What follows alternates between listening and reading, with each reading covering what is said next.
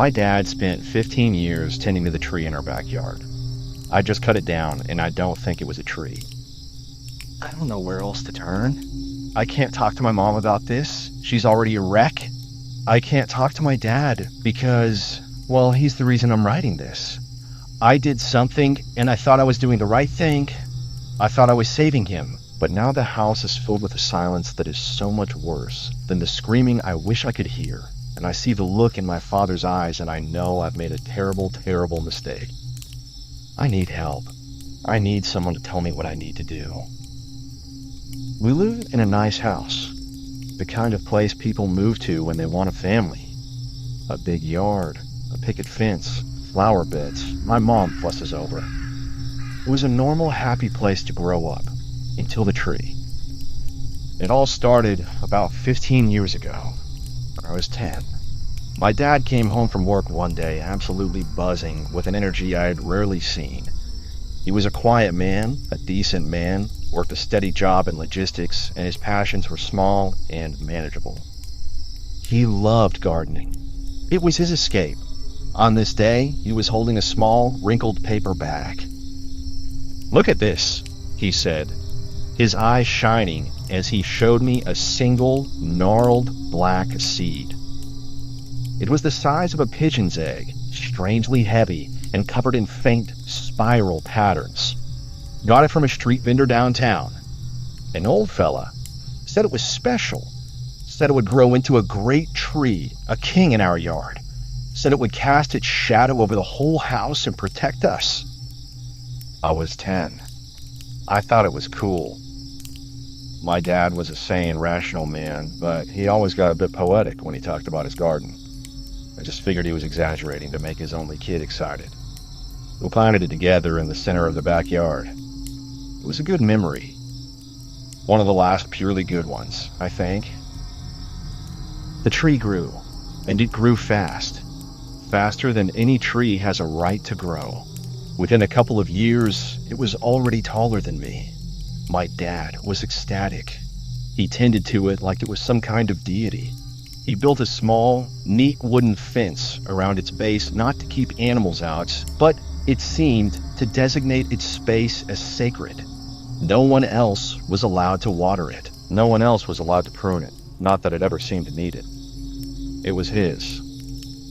For years, my mom and I just accepted it. It was Dad's hobby, his thing. When he was out in the yard, kneeling by the tree, we knew that was his time. We didn't interfere. We didn't think much of it. But the tree kept growing. And as it grew, my dad started to change. Subtly, at first. He'd spend more and more time out there. He'd come in for dinner with dirt under his fingernails and a distant, peaceful look on his face. He started talking about the tree not as a plant, but as a presence. The tree is well today, he'd say. It enjoyed the rain. We just smile and nod. By the time I was in my early 20s, the tree was a monster.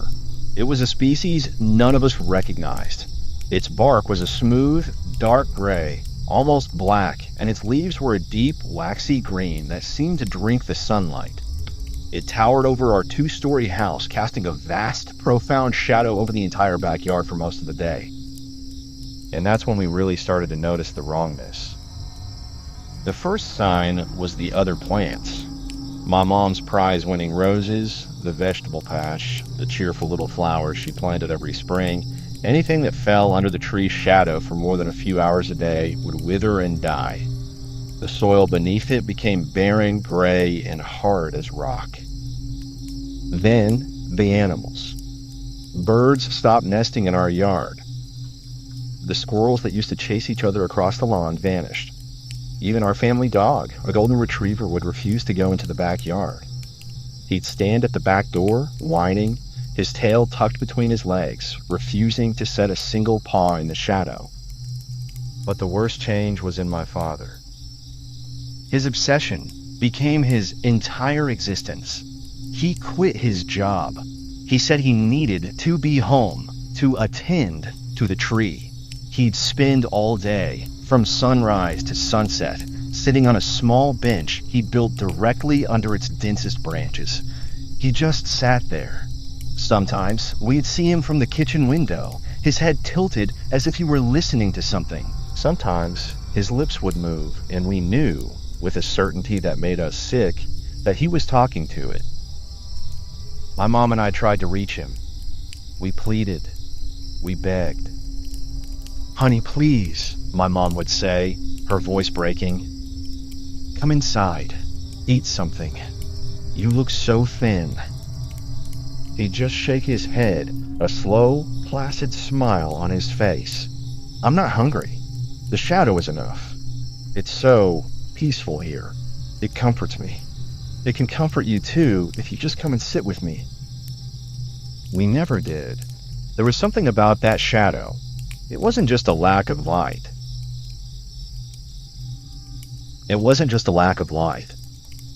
It felt cold. It felt heavy. It felt hungry. Standing at the edge of it felt like standing at the shore of a deep, dark ocean. You knew you shouldn't step in. The last weeks were the breaking point. He stopped coming inside at all, except to sleep in his chair in the living room for a few fitful hours. He was wasting away. His skin was pale and waxy. His eyes were sunken, but they held a serene, vacant glow that terrified me more than any anger could have. He was being consumed. The tree was eating him alive, and he was letting it. I decided I had to do something. I had to save him. The tree had to go. I waited until night. I watched through the window until he finally, reluctantly, came inside and slumped into his armchair, falling into his usual restless sleep. The house was silent. My mom was asleep upstairs. This was my chance. I grabbed the heavy wood-splitting axe from the garage. My hands were sweating, my heart pounding a frantic, terrified rhythm against my ribs. I stepped out the back door. The yard was bathed in the pale, ethereal light of a full moon, but the ground beneath the tree was a pit of absolute blackness. I stepped into the shadow. The cold was immediate, shocking. It wasn't a natural cold. It was a deep, draining cold that seemed to pull the warmth directly from my bones. I walked to the base of the tree. Its smooth, black bark felt strangely slick to the touch, almost like skin. I raised the axe. As the metal head touched the bark, I heard it. A whisper right beside my ear, a voice that was both male and female, old and young. It was a rustle of leaves and a sigh of wind and a voice all at once. "Don't." I stumbled back, my heart seizing in my chest. I looked around wildly. The yard was empty. I had to have imagined it. It was the wind. It was my own fear talking back to me. It had to be. I steeled myself, spat on my hands, and swung the axe with all my might. Thwack. The sound was dull, wet, not the sharp crack of axe on wood I was expecting. It felt like hitting a side of beef. The axe bit deep into the trunk. I wrenched it free, and a dark liquid, black in the moonlight, began to ooze from the gash. I ignored it. I swung again, and again, and again. I fell into a frantic, desperate rhythm, sweat pouring down my face, my muscles screaming. The wet, fleshy thud of the axe, the splatter of the dark sap, the deep, draining cold of the shadow, it was a nightmare. With every swing, the ooze from the gash flowed more freely. The coppery, metallic smell of it filled the air. It was a smell I knew, a smell that had no business being here. It was the smell of blood.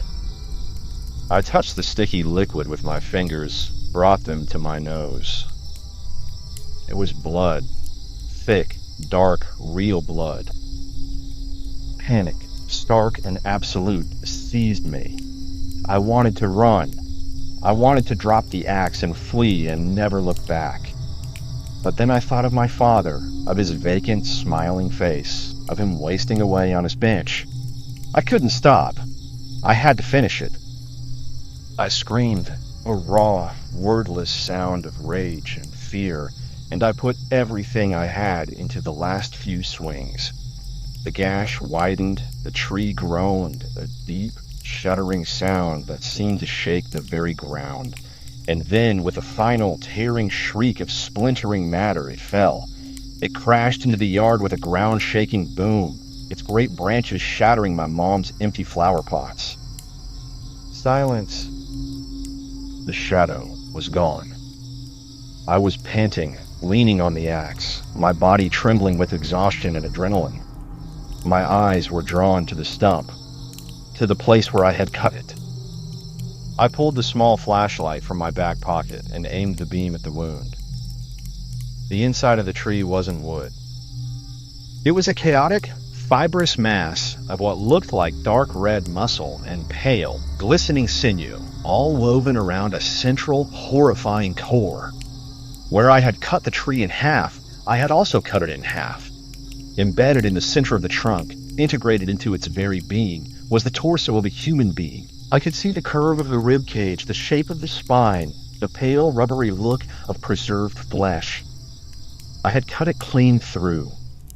The dark blood was still pouring from it, soaking into the ground.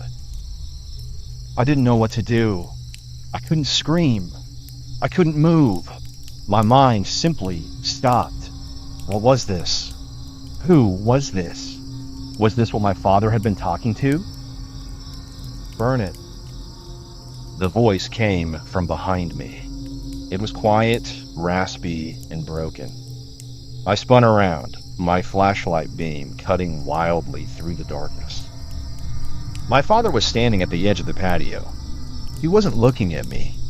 He was staring at the fallen tree, at the mangled, bleeding stump.